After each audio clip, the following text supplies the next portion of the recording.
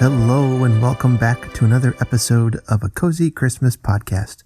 My name is Art. I hope you are having a very Merry Christmas celebration. Today's episode is going to be a simple one. I'm going to play the full interview I had with Todd Killian. You heard in our Christmas Extravaganza episode a portion of the interview, and here Todd comes by and you get to hear the full interview. Gather around the Christmas fire, turn up the lights on the tree, grab a cup of eggnog, and enjoy our cozy Christmas conversation.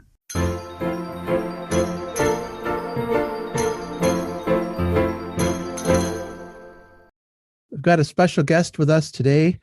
Now, we all have heroes, unsung heroes, and maybe we use that term too lightly, but I'm here with everyone's hero this year, America's mailman, Todd Killian, from the Christmas Clatter podcast. Todd, thanks for joining me on the Cozy Christmas podcast. Oh, thanks for having me, Art. It's my pleasure to be here. Now, I jokingly called you a hero, but working in the mail service, I think this year you might have earned that title. It's been an interesting year, to say the least, with the Postal Service. I've been at it over 15 years, and it's been the most eventful year, we've had. So, I mean, between COVID and an election, yes, I imagine you guys were just kind of swamped. yes, we were. Yeah. Well, thanks again for coming on. And why don't you go ahead and tell some folks about your podcast and who you are, and we'll get to know you. Well, like Art said, my name's Todd. I am a father of four. Me and my wife have 4 young ones that run around and keep life interesting. And I work as a postal carrier, a letter carrier, and I love Christmas. And after, listening to podcasts, being a letter carrier, I get a lot of the chance to listen to podcasts all day long because I'm out on the route by myself. So I'll put one earbud in my ear and listen to podcasts. And out on my route, just getting to be Christmas season and being a big Christmas lover, I thought there's got to be podcasts about Christmas, and stumbled across the Christmas Past with Brian Earl, and then Can't Wait for Christmas with Tim Babb, and then the 3 at Tis the Podcast. And then like the next Christmas season, Dwayne from Tinsel Tunes came along, and I just ate up all their episodes, and then found My Merry Little Christmas podcast and Christmas Stocking when he was doing things. Mm-hmm. And about that time, I started thinking, man, these guys are great, but they're all kind of focused on one specific area of Christmas, whether it be history or movies or music. And that's perfect. I thought should be a podcast that's kind of covers a little bit of everything, touch on music, touch on movies, touch on traditions, kind of more of a human, I guess Christmas Clatter's developed into more of a human interest kind of Christmas take, and start talking with messaging Brian Earl about it, because he was always real open about helping people start podcasts, especially Christmas podcasts. And with his help, in May of 2019, I launched Christmas Clatter and been rolling ever since. And there's been some segments go by the wayside, and some segments, new ones born, but we're always changing and trying to keep everybody entertained as best we can with keeping Christmas hope alive. Oh, it's funny. Our paths are quite similar. How we got into podcasts. My wife actually got me to listening to them. I didn't even know what they were. And then, I was finding all of these great book and story podcasts, which, that's one of the main thrusts of Cozy Christmas. But then I was like I thought there's got to be a Christmas podcasts out there. And I found, first I found Christmas Stocking, and then quickly found Christmas Past. But then I was hoping for something all year round, and eventually those started coming. And and it's great to have in your ear all throughout the year. And then I reached out to Brian as well when I was wanting to start this podcast, and And Todd, I reached out to you too, and you were very, very helpful. So I kind of joke mostly to myself, but to describe my podcast, it was kind of if Christmas Clatter and Christmas Past had a baby podcast. Uh, here's what you get. But yeah, like I said, my thrust here is to tell stories, the Christmas stories, our Christmas memories, to talk to people involved in the telling of that story, whether it's authors, musicians. I'm going to leave the movies to the professionals. There's a lot of movie podcasts out there, and so I'm wanting to approach it from that angle. But it's such a great community of other Christmas podcasters, and listeners too. It's been really wonderful. Yeah. I like you're right. There's a lot of movies out there, and I would say I enjoy Christmas movies, but I keep my movie topics kind of just on the surface because there's so many. But I've found, if you would have asked me before I started Christmas Clatter, I would have said I probably like Christmas movies and music about equally. But through the process of doing the podcast and interviewing people that know about movies and people that know about music, I found myself, I feel like I have better episodes when I talk music, and I feel that, and I've kind of learned that I really like the music over the movies. And that doesn't mean I hate the movies or anything, but it's just, that's just what I prefer. And that's kind of where I'm most interested. And I've even had people say, we can really tell when you're talking music, you have a lot more passion about it. And so I might lean a little heavier towards music in the coming year. Not saying I'll be all exclusive music, but it just might be slanted more towards music than movies, but it still be something for everybody.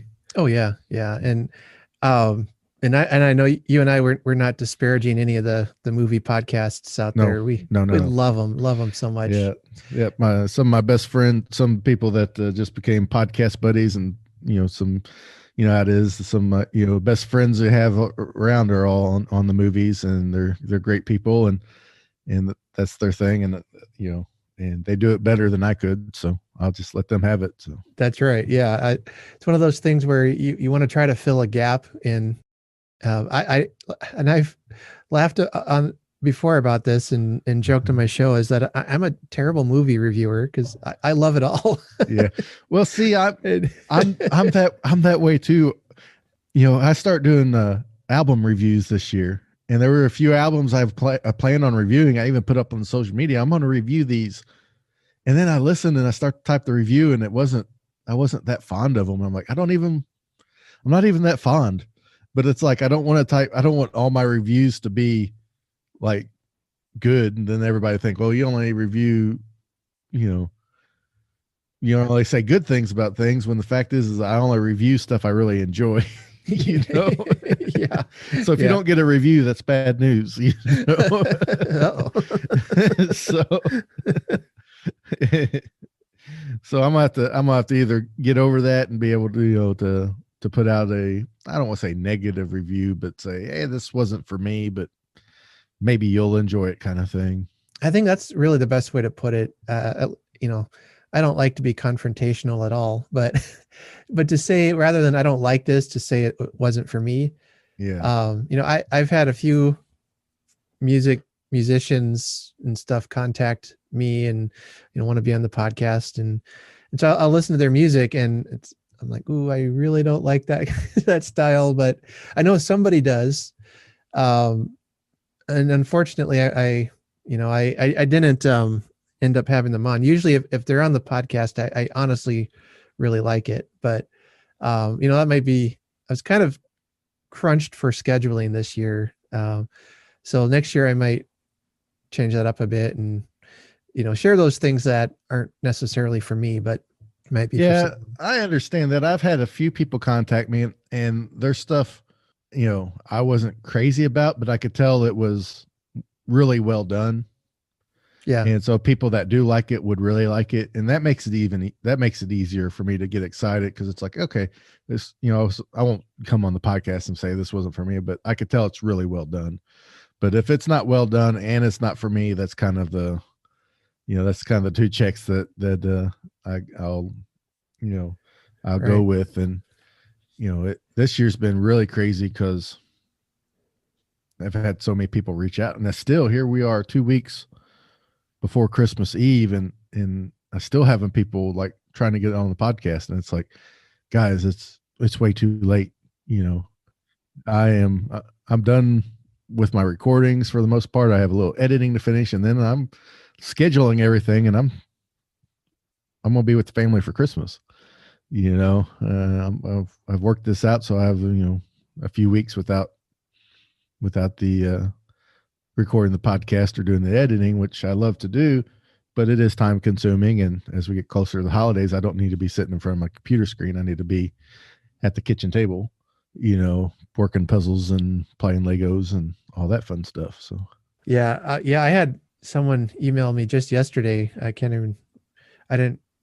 Yeah. And it was like, can I come on the show and do this and that? And ooh, I'm just about done. Yeah. Yeah. I had one guy contact me about a book. I don't want to give it away.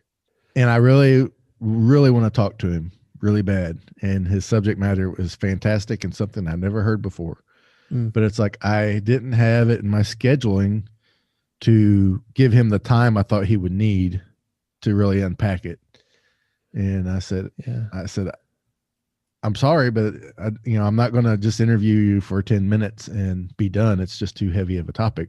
So we pushed it off. There's some time coming up in the next couple of months that would make it hit at an appropriate time as well. So we're going to push it off and do it then. But and I'm starting to tell people now, I'm going to do this all year. So if you want to come on in January, I know we're missing the Christmas deadline, but people will listen to the back catalog.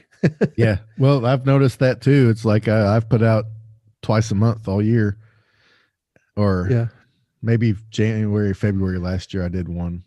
But anyway, I went twice a month for most of the year, and then went every week in October. And it's like people just have saved them all up and listened to a whole year's worth within the past few weeks. So yeah, I'm going to give them plenty to listen to here in the next couple of weeks. I'm learning a lot, especially about planning. Yeah. And how I don't do it. So yeah. I've learned those lessons too. And I know how I should do it, but actually doing it that way is tricky.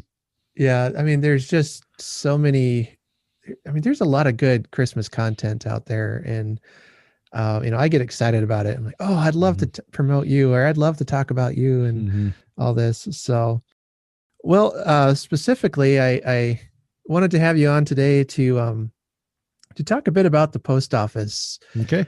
Like I said, we probably, a lot of us ordered presents online this year. And I don't know if you've seen a huge increase in packages and things like that, but I'll just say our UPS driver knows us by name now.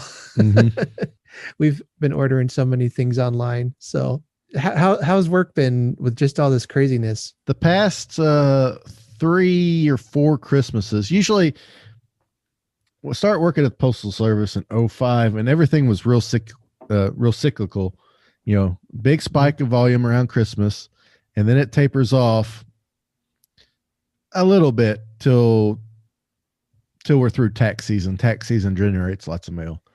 And then soon as school's out for the summer, it falls through the floor. It's ridiculous how little mail there is.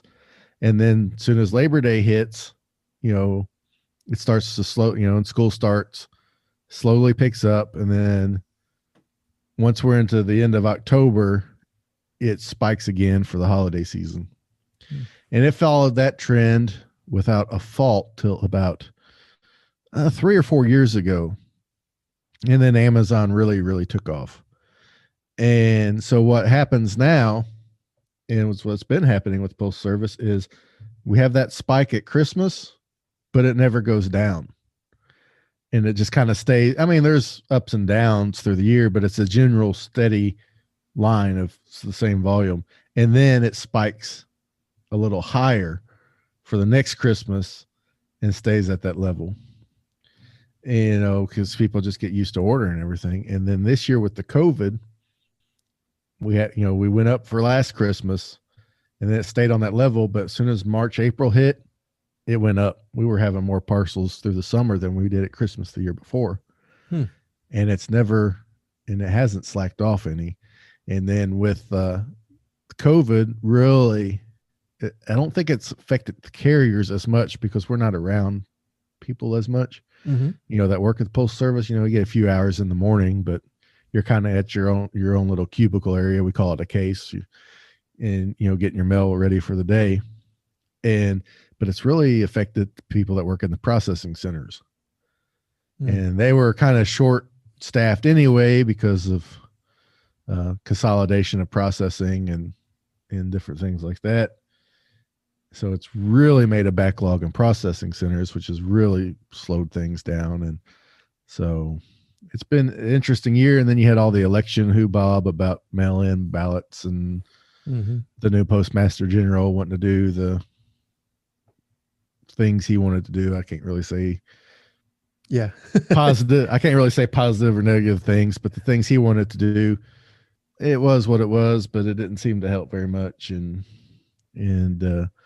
so it's been an interesting year. A lot of overtime. If you want to work overtime, there's a lot to be had, and you can make more this year than you could any other year with all that overtime. So I remember, as a kid, especially at Christmas time, when you'd see the mailman come or the mail carrier come and, carrying the big boxes of you knew there were Christmas presents in it. And, boy, we would run to the window or we'd run to the front door, Yeah. Do you still see that excitement, or do you live around Grinches? Yeah, you still see that excitement quite a bit. But a lot of people with tracking and stuff know when things are coming. Sure. So that they know if you have it with them. So, or if they're always asking you questions, about it. And it's like, in fact, this is not a joke. A lot of times when letter carriers tell stories, people think, oh, you're joking because nobody's like that. And it's like, no, these stories are all legit. I had one customer come up to me and he was like, I ordered a package yesterday. Do you have it with you? And I was like, no, I don't think so. And he's like, I just ordered it yesterday. I was like, yeah, it's probably going to be 3 or 4 more days, before you get it. So, or they'll ask you, I have this package that I'm expecting. Do you know where it's at? I barely know your name. I don't think I know where your package is. What color was it again? Yeah. So you get all those kind of things, but every once in a while you still see the people that are surprised by an unexpected gift coming in, and that's always fun.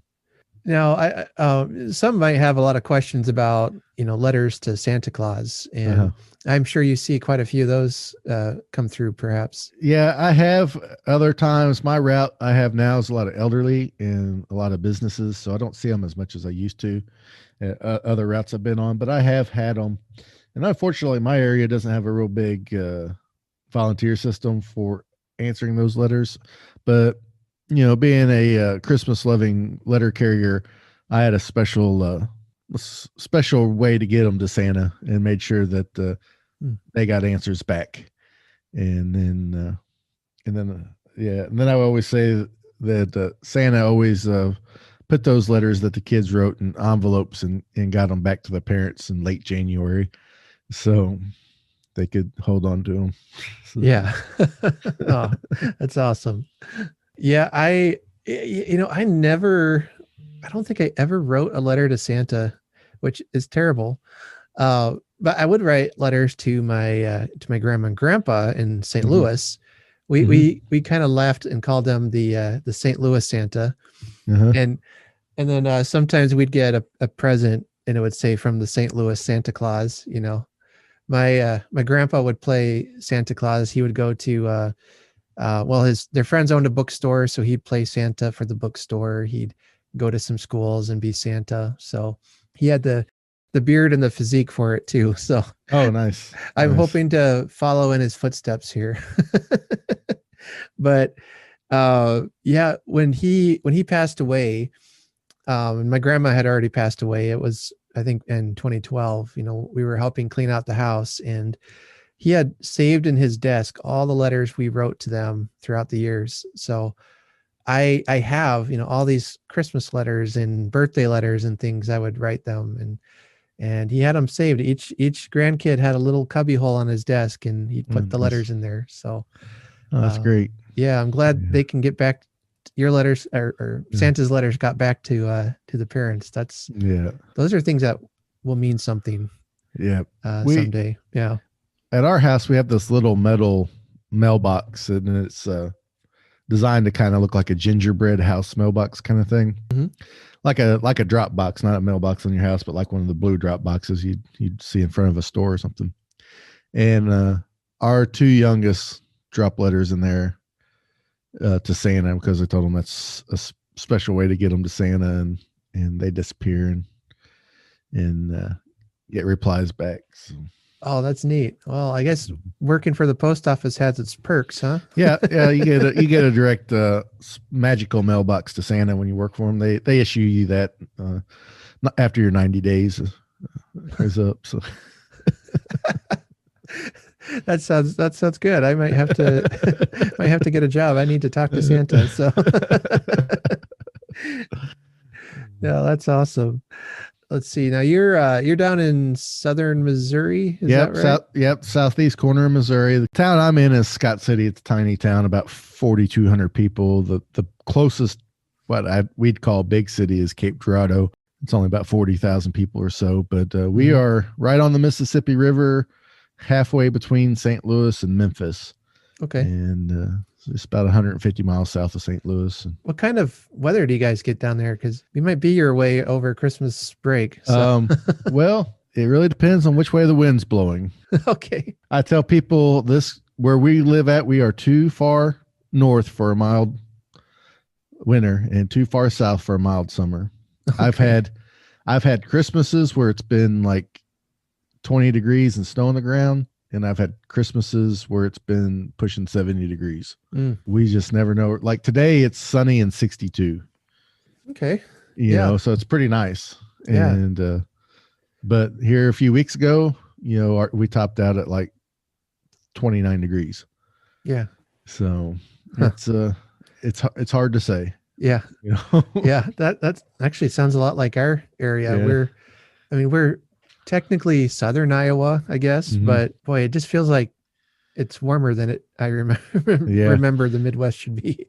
Well, and we'll get snow, but the thing we get more than anything is ice, just pure ice, and then that stuff's possible to deal with. I'm in a town of about 700-800 people, so pretty small, mostly elderly, retired, and when the ice comes, nobody leaves. I mean, as many have said, if I fall on ice, I'm not getting up again.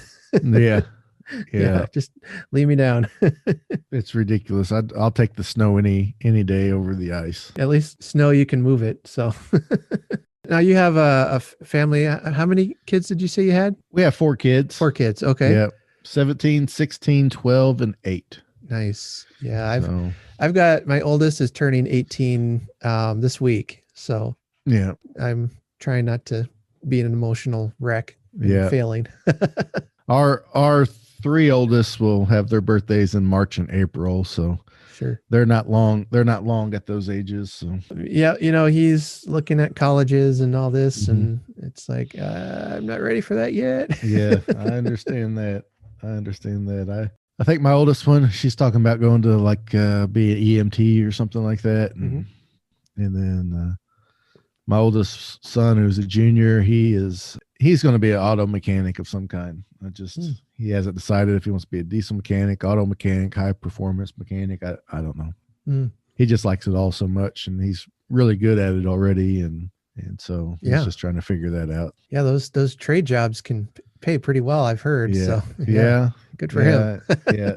He really likes it. And then my youngest boy, he's 12. he's all into police and military and stuff. And he told me the other day, he said he wants to be a bounty hunter so he can make tens or double digits a year is what he told me. And I said, oh, double digits a year. So you're going to make tens of dollars a year. Yeah. Double digits. Woo. Yeah. Yeah. Well, being around kids, especially at Christmas, really, really can enhance the joy of the season. Oh, yeah. Like you were saying, you can have time to do a puzzle, play with the Legos. Mm-hmm. Yeah, it's just a great time to kind of unwind with the kids. Yeah, it is. I remember Christmases before there were kids around. It's like I was in my late 20s and didn't have any kids. And I still loved Christmas, but it just wasn't the same. Mm-hmm. And I tried to make it as much the same. And then when the first kid came around, it was like all the magic was instantly restored, and yeah, and it just, there's just a certain magic about kids in Christmas time. Yeah.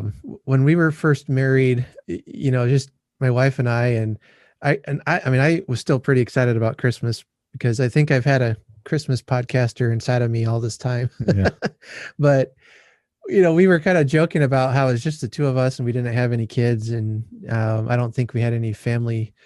I don't think we even went to any family at the time. But so she got a picture of me, like I was pretending to sleep underneath the tree, in my Christmas pajamas. And, I put a big goofy smile on my face. And I'm sure I've got that picture still somewhere. Yeah. Hopefully it won't show up on the internet anytime soon, but send me a copy of that when you find it. I'll ensure it does not end up in the internet, Art. Oh, okay. Yeah. I promise. I'll trust you as a as a government employee. I'm sure your word is trustworthy. Yeah. Yeah. I'll only share it with Tom and Anthony. I promise. That's okay. Yeah. Well, I've said some bad things about New York lately, so maybe. No, but we just make it fun. But then our first kid comes along. He was born December 12th, mm-hmm. And so that Christmas, it was fun. We got to, we had all the cute little Christmas outfits for him and stuff. But then within about a year or two, when he's really getting mm-hmm. like, hey, there's something about this day that's fun. And then you go through all the stages where you get to show them the movies you liked and mm-hmm. and you find new ones that you enjoy together. And oh man, there's nothing like it. My kids always like Christmas, but my youngest one is really crazy over it more than the other ones. And so that's a lot of fun to see her. Yeah. I was gonna say, didn't you say she has a tree in her room all year, or does she wanted one? Or she wanted one, but we made her take it down. And but we did leave some Christmas decorations in there for her. And we're like, if it stays up all year, it won't be special when it comes, when we gotta put it up. So yeah, that's just a lie people tell you. No. This one you see behind me has been up since February, and I still love it. So it's really pretty. Yeah. Well, how come Dad gets to have one up all year round? Yeah.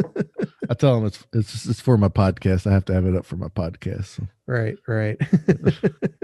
Yeah. So do you guys have any exciting plans for Christmas this year, or have they been canceled? No, our Christmases are pretty small. It's just kind of me and the kids and my mother-in-law, my parents, mm-hmm. and we'll get together at my mom and dad's house and have Christmas. And then Christmas morning, they'll come over here for Christmas breakfast, and then we'll do Christmas with the kids, and then kind of take a, break and play all day Christmas, and then kind of get back together to eat what was ever left over from Christmas Eve and at my mom and dad's. But that's usually how they go. Nothing super fancy or anything. But I think, since there's just us that are close, we'll still be able to do that. And my in-laws, they just moved down to southern Missouri. They used to live in Omaha, so they would come over a lot for Christmas. Mm-hmm. And, this year is probably not happening unless, Santa might be working on a special present there. Hopefully if nobody's listening, none of my kids are listening, but usually, they come over and it's just simple. It's relaxed. Mm-hmm. We have a nice meal, but even that, it's just, it's, I don't know. It's very low key. Yeah. And what we say is, if we can't do it in our pajamas, then we're not doing it today. Yeah. Our bigger family events seem to always get planned like a week or two before Christmas. Mm-hmm. But we always reserve Christmas Eve and Christmas to be more immediate type of family. And that wasn't on purpose. It's just kind of how things ended up. And I really like that because I remember as a kid, it was Christmas Eve. We'd be at my mom's parents' house, and then we do a little Christmas Eve at, with mom and dad, and then get up Christmas morning and Santa Claus had came. But then we was rushing out to go to my dad's parents' house for Christmas dinner, and then you getting back late in the afternoon. It was like just 2 days of rush. And it's like now, I only live 3 or 4 blocks from my parents' house, so it's, it's just the day, we're back and forth between the 2 houses, but it only takes like 2 minutes to drive over there. And if it's real nice, you can walk, within like 5 minutes. It's just a lot low, like you said, lower key, probably leave our, pajamas on and not even comb our hair and, Yeah. and just enjoy it. And by Christmas, we're done watching TV and movies and stuff. So we'll just put on the Christmas music and talk and play games and I'm actually looking forward to this year because I have for first time in a long time, I have the week after Christmas off. So, oh, nice.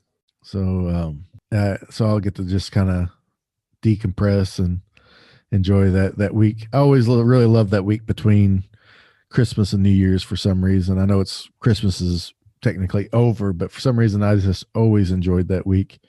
It's kind of a week of reset and kind of still enjoying Christmas, but looking forward to the new year. And just the kids are always out of school, and it's just I don't know what it's hard to put into words, but I just always enjoyed that week for whatever reason. I've had that week off at one job, especially for quite a few years. And it's so nice to have Christmas, New Year's, doesn't matter what day it falls on. I'm going to have the whole week off, and boy, it's the best way to start a new year. it really is. And the way it works out with my days off and stuff, it's like, as soon as I'm done working on Christmas Eve, it's like I'm not going back until the 6th of January. Oh yeah. And it's like, so nice. And I remember as a kid, I worked at our local Burger King, going, late in high school, going to college and stuff. And they would always, everybody would want to be off Christmas Eve, which is understandable. And I would tell my manager back then, I was 18, 19 years old. I said, I'll work Christmas Eve. Just give me the day after Christmas off, because they were always closed Christmas Day. And she would happily do that because nobody wanted to work Christmas Eve, but there's plenty of people that work the day after. Well, the tricky thing about it is they closed at 2 p.m. on Christmas Eve. Yeah. So I'd get up and work Christmas Eve and still have plenty of time to go to family events and things. I might miss a lunch with the family, but by the time I got there, everybody was pretty much still there. So I just was eating later and then, have Christmas and then just have that day off afterwards to just kind of unwind from it all. And and then people look at you at like the hero, like, man, Todd covered me on Christmas Eve. What a guy. Yeah. What a guy. I hate that feeling of getting up and going to work the day after Christmas. It's just, yeah. And nothing like that Christmas night. That scene in The Christmas Story when Christmas is over and then mom and dad sitting on the couch and looking at the tree and stuff, and it's real peaceful. It's like, yeah, I love those moments, at the end of Christmas. But then to have that nagging, you got to get up and go to work in the morning in the back of your head it just ruins it every time. Yeah. I always like the part in Christmas Carol where, after near the end of the story, when Bob Cratchit is late to work the next day and, Scrooge is waiting for him. And, he comes in and says, I'm sorry, I was making rather merry yesterday. Like, I know that feeling. Yeah. Yeah. Oh, could you talk a little bit about your cookie day tradition? I think it's kind of a neat thing you guys do. Yeah. we're having cookie day this year. It's going to be on the 11th of December, which is, we record this, be tomorrow. I'm not sure Mhm. exactly what it's going to look like with the COVID stuff. We Mm. got some ideas, and to make it safer for everybody. But this is 25th year we've been doing it. And the way it started was, I guess it was Christmas of 1995, which seems like it was only like about 10 years ago instead of 25. But it was my first Christmas. I finished my first semester of college, and I was at home, and mom was doing some Christmas baking, some cookies, and I always just kind of sit in the kitchen. And since I was a kid, mom would be Mhm. baking. I was in the kitchen waiting, and my sister was home, and uh, she called down to the church. We had a youth pastor named Dave at the time at the church we were at, and said, asked Dave, he says, "Mom's making cookies for Christmas. Do you want some?" He's like, "Your mom's making cookies. I'll be up." So he came to the house, and the four of us just sit around while mom was baking cookies, and we ate cookies, and we just chatted and laughed and just had a good time with each other. Such a good time. We're like, we need to do this next year. So the next year we rolled around and did the same thing, but there was, one or two extra people. And from then on, it kind of snowballed into what it is today, where it's just open house. My mom and dad my dad was blessed with a good work ethic and a good job, and Mhm. she puts up multiple Christmas trees. This year she's got 25 trees up in her house. Mm. And we bake all these cookies and just have this open house, and it's just a time for people to escape the regular hustle and bustle of Christmas and enjoy some good homemade Christmas cookies and either a cup of coffee or hot apple cider, or just have a time to sit and chat and kind of unwind and decompress a little bit, right before Christmas. And Mhm.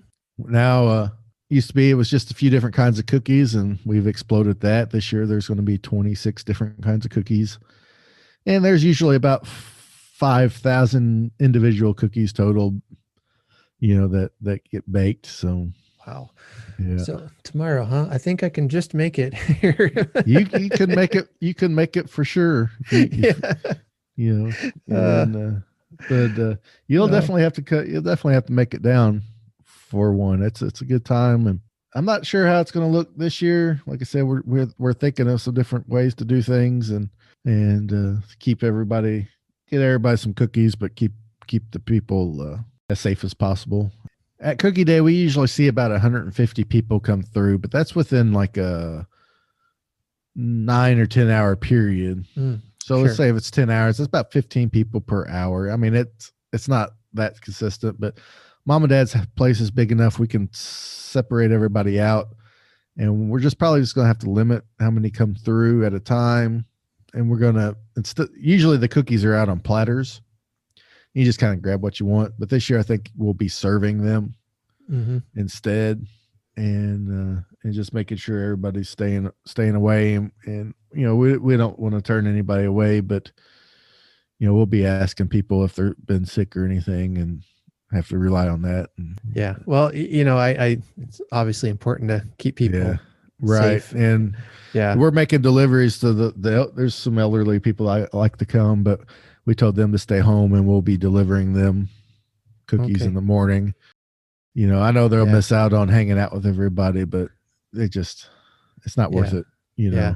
Well, let me give you my address here. And yeah, So, yeah, we got plenty of here.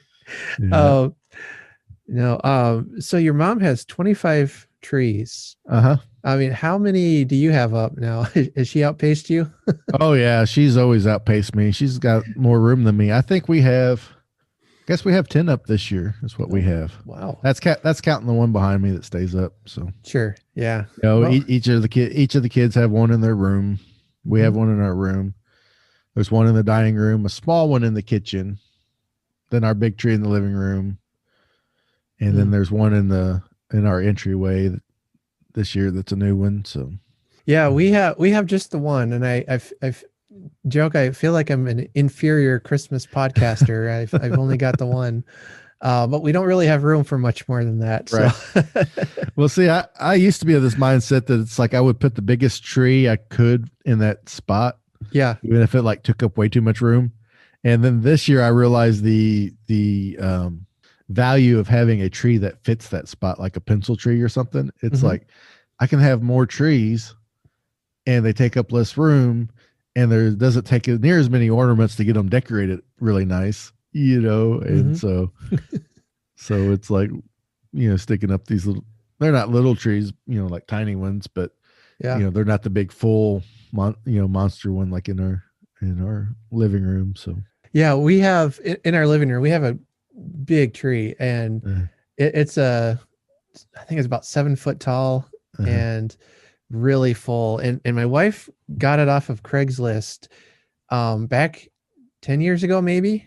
A college student had owned it in 1 year, and she said, I don't need this anymore. It was in our dorm, so we're just giving it away. So she bought it for $30, I think, and it was one of those trees you can get at like Menards or Hobby Lobby, that are $600, $700, $800, and so we had a good deal. Oh yeah. But now the house we live in, I mean, our living room is kind of small, so it really fills up the living room, and so I think my wife is happy if we can get it down as soon as as soon as we can. But we have some fun debating on when the tree comes down. But anyway, it's starting to look pretty threadbare, and like I think it's had its uses now, and so we almost went and got a smaller tree this year.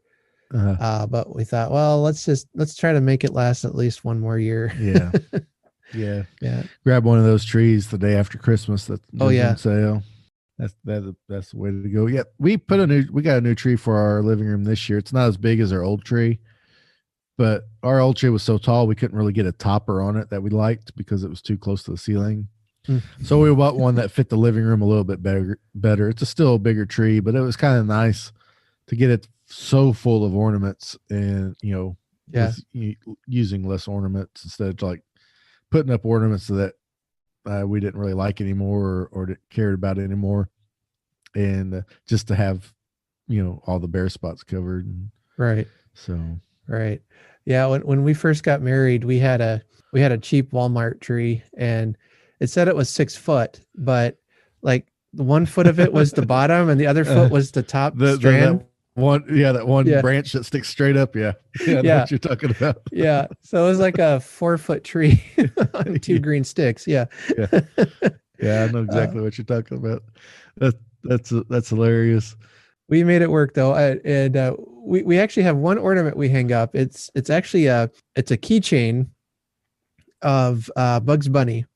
I don't even think maybe he has a Christmas hat on. I'm not even sure, but that's for us to remember. When we first were married, we hardly had any ornaments. We hardly had, anything, and so we're like, oh, our tree looks already sparse and bare. So we were finding anything we could to hang on the tree, and so that was one of the ones we put up there. And so now we just hold on to that. So every year, we don't really have a themed tree at all. We just we've collected ornaments and things throughout the years and in our travels and stuff, and so it becomes like a scrapbook. Our tree in the living room's like that. It's more of a scrapbook of the family and stuff, but then all the other trees have a theme to them. Kind of nice. But the main tree, I don't mind a theme tree, but I like the main tree to be like the hodgepodge of everything. That seems to be more fitting for us. With my oldest, since he was born in December, they gave us an ornament. The hospital did. It was just like a white, I think, fabric of some kind, and they took an ink print of his foot, so it's a footprint on the ornament. A really meaningful ornament. So just about every year when my wife gets it out, she cries, because it's a tiny little foot, and now his foot is this huge. I don't know what size he wears now, but we were joking this year that we should remake that ornament with his foot now. We need like a beach ball or something. That's funny. I don't want to say too much because I don't want to give out a secret. Me and my mom always gift each other, and it started years ago when I was a teenager. And this year, those little handprint ornaments. Yes. That kids give. I'm I'm gonna make her one of those, and I'm gonna put my name and age 43 on there. And That's awesome. I just gotta find a handprint thing that's big enough for my hand now. So Yeah. Oh, I bet that'll go over well. So yeah. Well, man, we probably shouldn't talk all day long here, but doesn't bother me. Heart week. I can sit here and talk Christmas all day. Oh, awesome. Yeah. I always like to end with sharing a memory or two of a favorite Christmas memory. I know you've got a ton, as do I. Is there one that is really just special to you? I'll share a memory that I haven't shared before on my podcast here on You got a yours. scoop going on, yeah. A memory exclusive. Well, like I just said, it's more of a fun memory than anything. But I just said that me and my mom prank each other a lot. And when I was 16 or 17 years old, I was driving. So there was this friend of mine, we were dating at the time, that collected these dishes. And so I had bought her some stuff for her dishes collection, included canister sets, those little things you put the flour and sugar and coffee in. And my mom had saw those boxes, I guess, in my room. And she come up to me real serious. She's like, you didn't buy those canister sets for me, did you? And I said, no. I said, therefore, I told her who there's for. She goes, she was so relieved. She goes, oh, good. She said, I hate canister sets. And so I worked for a vending company at the time, and we drove all over the area stocking vending machines and soda machines and all that stuff. And the lady I worked with was the owner. She was the one that rode around with me because she liked me. And she always wanted to stop at these antique stores, I guess you call them. But to me, they were junk stores at the time. I was at that age where I still thought it was all junk. And this one we like to stop at had a basement where like all the really junky stuff was. So I was just down there and found these old metal canister sets. They were dark, deep brown with yellow and orange flowers on them. Kind of rusty. They still had like coffee and flour in them, and they stunk. And so I bought them because they were only a few dollars, and gave them to my mom that year for Christmas. And, of course, we all had a gag. But then the next Christmas, I got them back for a Christmas present. And so 3 Christmases later, I have these canisters are still being passed around. I'm not great at wrapping presents when my mom is excellent at it. So I made sure I wasn't living at the house at the time anymore, but I still had the canisters. So I made sure mom wasn't home, and I went in her house and stole a roll of her wrapping paper. Took them back to my place and probably spent an hour wrapping these canisters up in a box and wrapped them nicely. And then on Christmas Eve, I knew my mom was at her parents' house doing Christmas Eve. So I snuck over there before I went there to my grandparents' house and went in mom and dad's and found a present that my mom had labeled to my sister. And I took a knife and cut the label off and put it on those canisters, and then put a blank label over the little tour paper that, because I couldn't get off perfectly. When we were up and unwrapping gifts later at mom and dad's, mom came across this box that didn't have a name on it. And she's like, I forgot to fill out the label. She kind of shook it a little bit. She goes, I think this is for you, Dana. Hands it to my sister. And of course it was, because she knew. And then without even thinking, she grabbed the box of canisters and handed them to my sister.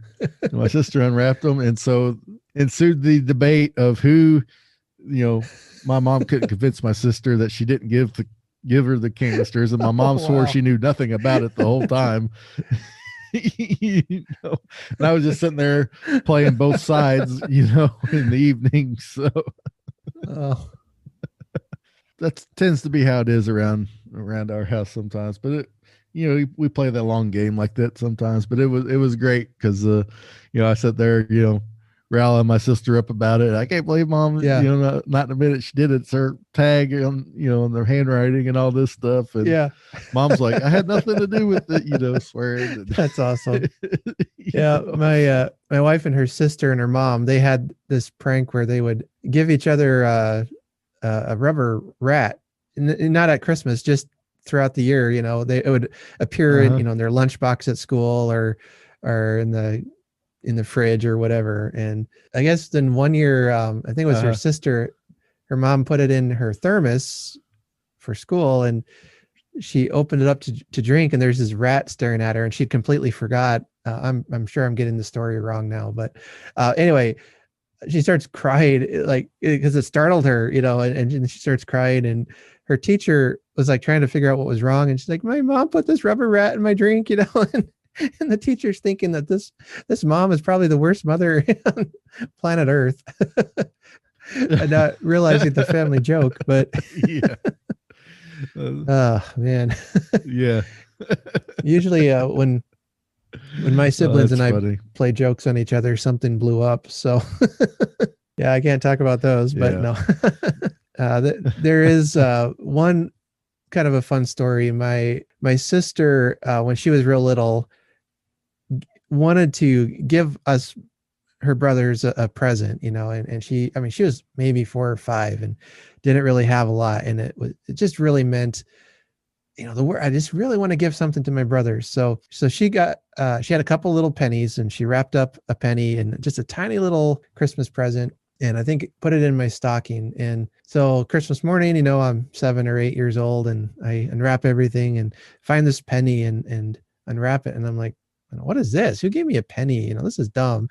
How insensitive us little boys can be. And anyway, she told me, well, I just wanted to give you something special, and was upset about that. And so every year she kept giving me a penny. And even now as an adult, she'll send me a Christmas card with a little penny wrapped up in it. So it's kind of become a neat tradition. But my last Christmas at home before I left for college, she had this little box, as a Christmas gift. And I had no idea what it was. Like, I got really good at being able to tell what was in a present, but this, it was heavy, I shake it and it made like a swishing noise, and boy, I couldn't figure it out. It was about the size of a tea box. So finally on Christmas Day, when we unwrapped it, I opened it up, and the box split open, and out comes like 500 pennies, all individually wrapped. Oh, and she wanted to do that as just kind of a last Christmas present before I went to college. And she had a friend, I guess, spent about a month wrapping these individually wrapped pennies. I think last year she sent me another similar present, just to kind of cheer me up. We'd had a rough year last year, and I still have some unwrapped, but it's just become kind of a not even a joke, but just a sweet way to remember that, hey, I care for you, I'm thinking of you, and I hope you're having a Merry Christmas kind of thing. So well, awesome. Todd, thank you for spending time with me this morning, chatting about Christmas. I know it's a terrible topic you don't like talking about, but well, I find a way. You and your family, I hope you guys have a Merry Christmas. Yes, have a Merry Christmas, Art. And to again, all of our listeners too. I know both Todd and I are hoping you all are safe and have a very Merry Christmas. We should probably not sing a carol or anything. We don't want to frighten our listeners away. Yeah. All right, Todd, take care. Take care. Merry Christmas.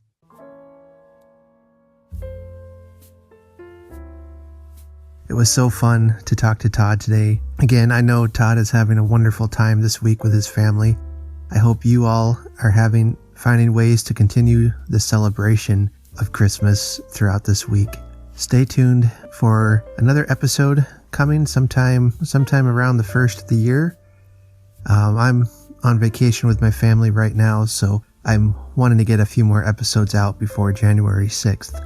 But we'll see what I can manage. As always, if you'd like to support the show, you can go to ko-fi.com. That's ko-fi.com/Cozy Christmas. And for the price of a cup of coffee, you can help the show out. Until we can meet again, be kind to each other and share your stories. And remember, there is nothing in the world so irresistibly contagious as laughter and good humor. Have a very Merry Christmas.